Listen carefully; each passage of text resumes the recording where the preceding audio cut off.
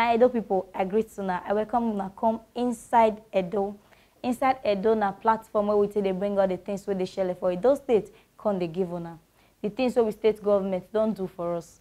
The one way them they do for us now, and the one way they get for mind to do for us. On top of Inside Edo today, now maybe Mary Edolei, but I not the studio alone. No. I dey with. My name is Nimat Shagumo. My country people now welcome. Before we begin enter all the things we don't share for Edo State, we first check all the cocoa of the things we don't happen. Governor Godwin Obaseki don't upgrade school feeding program for Edo State so that plenty children could come follow for inside the school feeding for we state. And next, John decorates Governor Godwin Obaseki and some other people with Open Government Champions Award. On top of youth empowerment, Governor Godwin Obaseki don inaugurate 13-man state project steering committee and state coordinating units on top of ideas wey World Bank don bring come we state. On top of the many things where Governor Godwin Obaseki wey they do for we state, Governor Godwin Obaseki reform he don attract the eye of German investors come we state unto say they won't partner with wetin Governor Godwin Obaseki they do for Edo State. Still on top of the many things to better the life of the people where they will state. On top, Afuze Police Division attack. Governor Godwin Obaseki don't command the police people them say may they grab the people. We go do the kata the one we share for this place. And Edo Police, they don't deliver the work. Give Governor Obaseki. Governor Obaseki don't flag of EU federal government water reclamation projects for Uromi. And this one, it go benefit over 500,000 people for Edo Central for we state. On top of the things where Governor Godwin Obaseki they do for we state, one of the youth corps member, the one we serve for we state under Edo jobs, she don't throw away body put on top of the Earth initiative starts Earth awareness campaign for Edo State. May we begin look the Tori where we. On top of school feeding program, Governor Godwin Obaseki don't throw away body on top school feeding, make it for carry plenty children on top the school feeding. We remember say when Vice President Yemi Osinbanjo can launch the school feeding program. In contact, say the school feeding program now for children where they from primary 1 to primary 3. Governor Godwin Obaseki contact say it not good make it be only primary 1 to 3 pupils now go enjoy this one. In control body put on top make it be say even primary 4 to primary 6 children safe go follow the eat for this food. This national homegrown school feeding program so it don't work enter Edo State and it work enter 2 local governments for Edo State, that na Orionwo and Nwonde local governments. The Edo State program manager, where her name be Mrs. Doris Ayanka Imalele, when they do the seminar for caterers, come tell the caterers, say make them not worry. Say by the time their posting letters come out, they go know the schools where they don't post them go. Now so Sayuame Alade Shelu will be the state focal person for National Social Investment Program, come talk say this school feeding program go affect over 60 schools and over 261 caterers. Now they go carry do this school feeding program and they go to collect something that they call daily income. Still on top of the many things where Governor Godwin Obaseki they do for the people for where we state. Now he make the German government investments made they throw away body put on top how they want to help with state for urban regeneration program. And all those plans where Governor Godwin Obaseki they do now he make the German council the one with the Lagos where he can't talk put that na Dr. Stefan Trauma he can't talk saying body sweet and where say Governor Godwin Obaseki he they do many things to better the life of the people where they we state. Person will be commissioner for physical planning and urban development for we state, Honorable Edoro Dion Erimona. He can't talk say we state government and German government don't enter with him but they call partnership. Unto say they won't make Edo State government me waka wewe for the life of the people where they Edo State. And this one no be for only Edo State matter. This one an international body, na inch body put so. And next don't decorate Obaseki and some other people with Open Government Champions Award. African Network for Environment and Economic Justice, ANEJ, don't decorate Governor Godwin Obaseki with Open Government Champions Award because of the implementation of policy actions to promote transparency and accountability on top governance for Edo State. The Executive Director of ANED, Reverend David Ugolo, talk say wetin make them give Governor Godwin Obaseki this award now because of the way we into the advanced principles on top of open government partnership. The Chief of Staff will be Taiwo Akerele and Commissioner for Justice will still be the Attorney General for Edo State, Yinka Omorogbe also collect this award for ANEJ. Governor Godwin Obaseki gets the GOAT category of this award, and Reverend David Ogolo talk say this one na because of say Governor Godwin Obaseki na frontline advocate on top of open government for Nigeria. Isaac Eyozuwa, where Naim represents Governor Godwin Obaseki for this award, come talk say Governor Godwin Obaseki Administration join this open government partnership because of the way they say they do open things where people they see will not be secret. They come talk say on top of this open government partnership deal where they join, now make them publish the financial record of Edo State for March 1st this year. Chief Taiwo Akerele thank ANEJ on top of this award they give him. In contact say he happy to be part of the winning team, and in contact say Governor Godwin Obaseki Administration will continue to do better things for Edo State and will continue to join for open governance.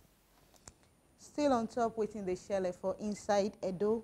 On top the Afuze Police Division attack, Edo Police don't grab the people who do the katakata, the one way shell for Afuze Divisional Police Headquarters for Onwa East Local Government Area for we state. Sake of say Governor Godwin Obaseki, he don't tell them say he want me they grab the people who do this katakata, and he want make sure say all the resources the one where we get on top with security matter na in then use to take get these people them.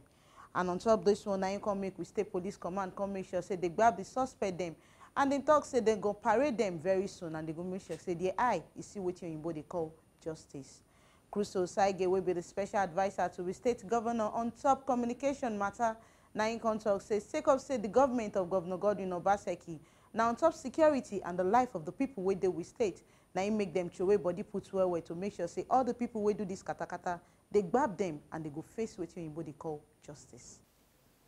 On top of youth empowerment, Governor Godwin Obaseki don inaugurate 13-man State Project Steering Committee will be SPSC and State Coordinating Unit will be SCU on top of World Bank Innovation Development and Effectiveness in the Acquisition of Skills will be Ideas Project.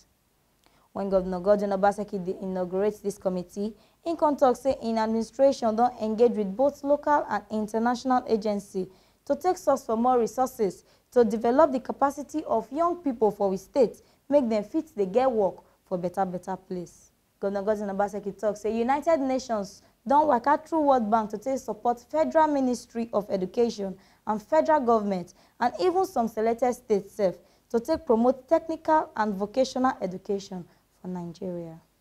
Governor Godwin Obaseki constantly talk say the World Bank Ideas Project go assist in administration to take accelerate programs where go they empower youths for Edo State.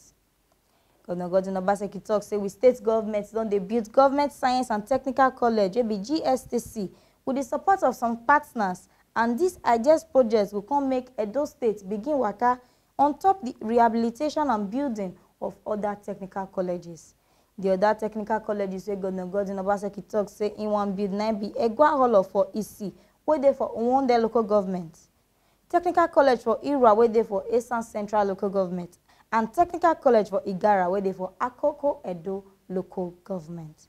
Governor Godwin Obaseki constantly talk say this Ideas Project need to partner with in administration so that they go train teachers on top of technical education knowledge, and they go create culture for technical education so that not be only state government go fit they do this kind of thing, and they need plenty partners to gather through body put on top of this one. So the chairman of the 13-man SPSC will be Honorable Christopher Adesoto contact Governor Godwin Obaseki on top of the confidence when he gets to take make him part of the members of this SPSC committee. The state project coordinator for Edo Ideas, where he name be Blessing Osahon Sewonta, contact say this Ideas project now to make skills will be hard work, will be handwork, come dey relevant for Edo State and for we country. She contact say the Ideas dey 6 states already. The states na Edo, Imo, Abia, Ekiti, Gombe, and Kano states. The national project coordinator, where he name be Blessing Ogusu, contact say Ideas go reduce the rate of unemployment for we state and even for we country, and it go come help with youths, they make them improve technical college well. And so the representative of National Board for Technical Education, will be MBTE, Yusuf Suleiman, contact say Ideas project go train young people. He constantly talk say skill acquisition will be handwork, now be the global currency as they be now. Obaseki don flag off EU and federal government water reticulation project for Uromi for Edo State. We state governor don flag off the reticulation water project, the one wey dey for Uromi, for Esan Northeast local government area for we state.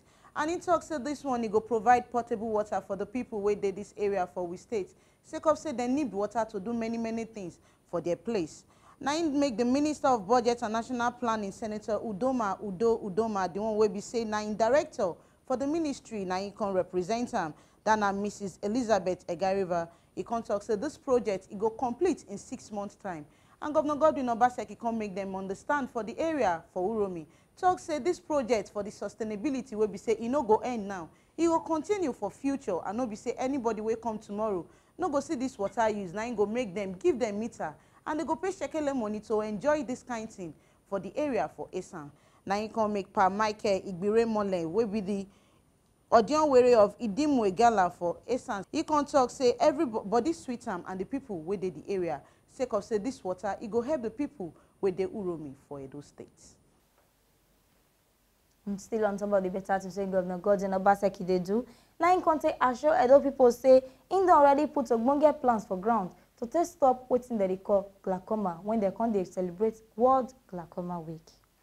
Governor Godwin Obaseki don talk say we state government will continue to advance the responsive healthcare delivery policies for we state. We go help stop this glaucoma for we state and reduce blindness for we state people.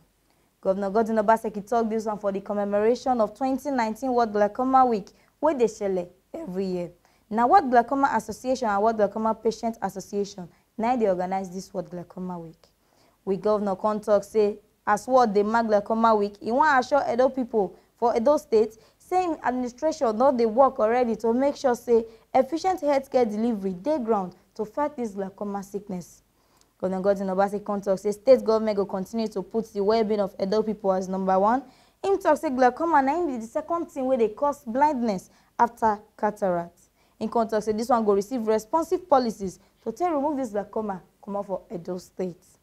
Governor Godwin Obaseki talk say now this one make where we state government need the support of other stakeholders like traditional institutions, non-governmental organizations, will be NGOs, to join state government manage glaucoma and other related ailments for we state. No for sweep katakata come out for we state. Still on top health issue for inside Edo, now he make one of the youth corpers for we state. Asika Obey Constance, the one where we say they attached for Edo jobs, than at the initiative of the government on top job matter for we state. Now he make her launch wetin they call health awareness campaign. Sake of say she see the work with Governor Godwin Obaseki they do on top the health sector, the one where they will state that now on top the health insurance scheme. Now he make her come carry this cancer awareness program waka. Talk say we state government don't throw away body put well on top health matter, and she too don't see reason to throw away body join the government. Sake of say health now wetin make cocoa for we states. My people, now so we see I'm rich on top inside Edo, on top all the things where they share for inside Edo State, as it said they happen, on top what we governments don't they get for mind to do for us, and don't what them don't already do for us. Until we go bring more Tori can give on our next time. Now maybe Mary Edoleye. And my name na Nimat Shagumo. We go see you again. Now bye bye.